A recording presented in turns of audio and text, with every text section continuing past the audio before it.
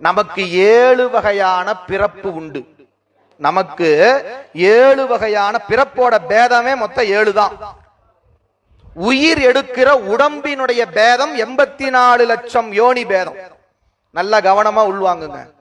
பிறப்பினுடைய பேதம் 7, உடம்பினுடைய பேதம் 84 லட்சம். நீங்களும் நானும் எத்தனை தடவை பிறக்கணும்? 84 லட்சம் தடவை பிறந்தே ஆகணும், செத்தே ஆகணும். உங்களுக்கெல்லாம் ஒரு சந்தோஷமான செய்தி சொல்றேன். இங்க வந்து உக்காந்துருக்கீங்கன்னா இதுக்கு முன்னாடி 83,99,999 பிறவிகளை கடந்து இன்றைக்கு கடைசி பிறவியா சைவ சித்தாந்தம் கேட்க வந்திருக்கிறீங்க.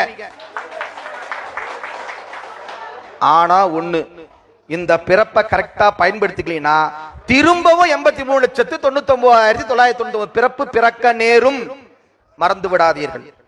இது ஒரு சுத்து. இந்த ஒரு சுத்துலயே நாம நல்லவங்களா மாறிட்டா சிவத்தை பிடிச்சிடலாம், இல்லைன்னா கஷ்டம். அதனாலதான் பெரியவங்க சொன்னாங்க, இப்பிறவி தப்பினால் எப்பிறவி வாய்க்குமோ.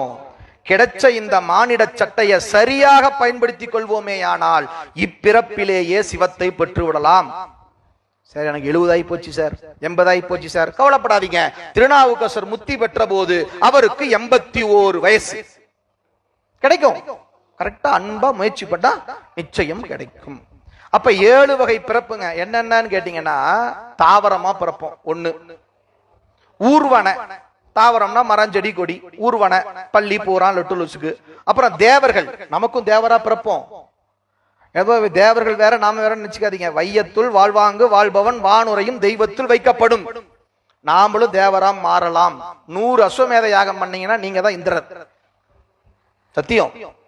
அப்ப மனிதர், ஊர்வன, தாவரம், ஊர்வன, தேவர். 4வது பிறப்பு நீர்வாழ்வன. நீர்ல இருக்கிற விலங்குகளா பறவைகளா பிறப்போம். 5வது பறவைகள் வானத்துல.